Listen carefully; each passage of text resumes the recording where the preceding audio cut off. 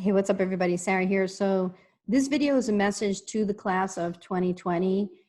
There's, an obvious challenge here where you're graduating from college or maybe even like you went and got your MBA or whatever. It could be for graduate students as well. Like anybody who's graduating this spring is obviously graduating into a pretty lousy economy. So I'm going to present you with 3 options that I would consider if I were in this position.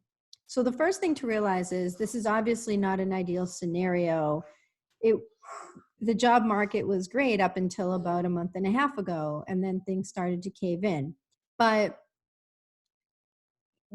just because the system isn't going to work with you, it doesn't mean that you can't find a new system. And the sooner that you embrace this idea, the idea of finding your own way, and the sooner you accept that the system is broken and is just not going to work in your favor, the better off you will be. So, and again, it's going to be an uphill battle, but I think after you fight through it and get the results that you want, you'll be glad that you didn't just sit there trying to wait it out or make excuses like, well, the economy was really bad, so I had to live with my parents and just live with my racked up debt. Okay, because that's really what the option is if you're just going to sit there and try to get on the job boards and apply for jobs right now, right? I mean, which option would you rather pick? Take action and try to create your own system of doing things, or try to work with the system that's broken? I think you'll agree that the first option is way better. So here are 3 things that you could do. The first thing is, and I've seen some people become really successful with this, is just becoming an online influencer. So you see, like there are some people that didn't even go to college and are now online influencers, and like there are these makeup channels, these people that have like tens of thousands, like hundreds of thousands of followers because they do makeup tutorials. So not that you have to do makeup, you could do, like, if you're passionate about like how to fix a car engine, um, there are tons of things that you can think. And because you're confined to your home, there are a lot of people that are making like home improvements. Maybe you're handy around the house, and maybe you're ordering things from Amazon, and you can do like unboxing videos where you do product reviews. And so the good news is that because everyone is confined to home right now across the world, there are a lot of people that are just absorbing and gobbling up this online content. So there's definitely an opportunity. Like another thing would be, like, let's say, for example, you have younger siblings or you've done some babysitting and you can't babysit now. Why not start up a kids channel? You got to be really careful with kids content because you obviously have to, like, you can't be doing anything that's even slightly on the border of not being child appropriate. But you could do like children's songs, or you could do a daily kids group where you could lead them in song or something like that. I mean, I have kids and they're around my house, and it like times drives me nuts because I'm trying to do work at the same time as take care of them. Just like whatever it is that you do, and this applies to any of the 3 options that I'm going to suggest, you have to be looking for problems. Like, look for some big old problems that people are having. So I'm going to move on to the second service model, which is being a freelancer for many different clients. So you could do this in a variety of ways. You could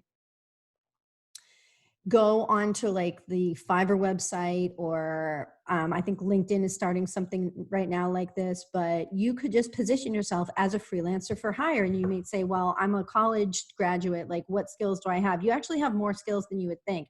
A lot of people might be learning, might be needing instruction on, sorry, that was my phone, how to use Microsoft Word or Excel, or, different things that you might know how to do from college. If you know how to use different statistical softwares, what software applications can you teach people? Give people online lessons on how to do it. Get a Zoom line. It's free for the first 40 minutes, I believe. Go on there, get people hooked up and start teaching them things. You could tutor people over the internet. Or what about editing, like proofreading, editing, if you were a humanities major? There are a lot of things that you can do. And you may say, well, this rate or that rate, like it's not going to be enough money. If you have multiple clients lined up during the day, that eventually is going to add up, right? And you have to start somewhere. I remember that when I was starting my business 4 years ago now. I remember I made, I think like $35 the first month. I think I had a webinar and I charged somebody, like a bunch of people didn't show. There was like one person on the webinar, and that person, like I charged a fee, and it was like this big thing because I was like worried she wasn't going to pay me or whatever, so, and then like now I just make multiples of that every single month. So you really do have to start somewhere. And if there's one time in your life you have to be humble, I think it would be now. You may as well, because like I said, the alternative is sitting home and making squat. So be a freelancer, have numerous like small clients that you just help with whatever problems they're having by providing information and knowledge about something that they don't know about that you do. And the third option would be being I don't want to say freelancer, because I feel like freelancer, when people think of the word freelancer, they think of like the gig economy, and they think of people doing gigs, like small jobs.